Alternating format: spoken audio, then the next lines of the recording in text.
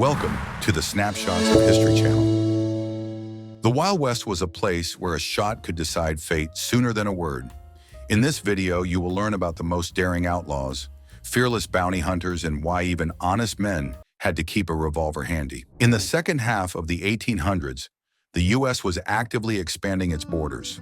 The Homestead Act of 1862, signed by President Lincoln, offered settlers a free plot of land in exchange for 5 years of residence and cultivation. By the early 20th century, over 270 million acres had been given away.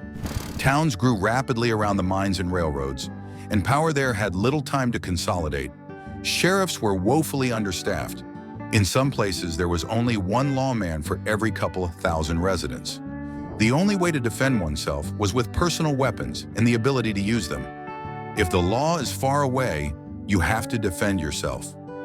This situation led to the fact that the most scandalous bandits and their gangs became famous on the vast expanses of the frontier. Billy the Kid, Henry McCarthy, became a symbol of insubordination. Newspapers wrote that he had killed up to 20 people by the time he was 21, although the accuracy of this information is disputed by historians. Jesse James, acting with his brother Frank, became famous for daring raids on banks and trains. Despite the image of the vigilante, their gang was not shy about using weapons. Dalton's gang tried to rob 2 banks in Coffeyville, Kansas, in 1892, but encountered fierce resistance from the townspeople and suffered a bloody defeat. Butch Cassidy, Robert Leroy Parker, and his partner, the Sundance Kid, led a gang called the Wild Bunch. They specialized in raiding trains and banks and made impressive sums of money, especially after robbing a Union Pacific train near Lewis in 1899. Their story is shrouded in many rumors, from rumors of an escape to South America to versions that they were killed by the Bolivian military. But where criminals multiplied, there were also people willing to challenge them for a fee. Bounty hunters became a natural reaction to lawlessness. For a cash reward, they tracked down bandits who had time to enrich themselves by looting and escape to the backwoods of the frontier. Pat Garrett is one of the most famous, for it was he who shot and killed Billy the Kid in 1881. Although Garrett was a sheriff, he was credited with methods very far from classic justice.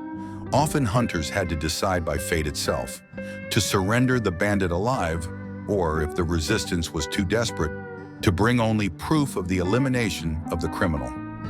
Among the famous free pursuers stands out Tom Horn, aka Thomas Horn Jr., a former U.S. Army intelligence officer and Agent Pinkertons. He was hired by powerful ranchers and even railroad companies to get rid of bandits, cattle thieves, and those who got in their way. Horn was considered a marksman and a skilled tracker, but his methods were often criticized for being overly brutal and failing to distinguish between the suspect and the actual perpetrator. However, even the most fearless hunters could not provide complete order, and the men themselves realized that guns were their only salvation.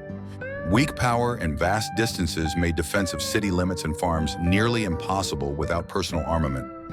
Farmers and ranchers often found themselves face to face with gangs attacking their herds and also faced wild animals. A good revolver or rifle was expensive, but could save a life. In the cities, saloons were not only a place for recreation, but also the epicenter of conflict. A card game, a dispute over an unfair hand, or just a careless remark. All this could turn into a shootout right on the streets. However, even the constant carrying of weapons did not prevent loud clashes, which are now firmly associated with the history of the Wild West. The most famous gunfight is at the OK Corral in Tombstone, October 26, 1881, when brothers Earp and Doc Holliday decided the fate of their town in a matter of seconds. In effect, the duel here was a quick substitute for a trial. Similar episodes occurred in many townships. At times, a single shot was enough for the streets to empty of fear, or conversely, to unite in self-defense. By the late 1880s, with the advent of telegraph lines, the expansion of the Marshall Network and the development of railroads, criminal gangs began to disappear or move to even more remote places. Thus gradually ended an era of lawlessness, but its stories and heroes have remained in the memory of many generations. By the final years of the 19th century, the federal government had taken control of the major transportation routes and once elusive criminals were trapped within the new justice system. In 1890, the Census Bureau declared that the frontier had virtually ceased to exist as a territorial phenomenon.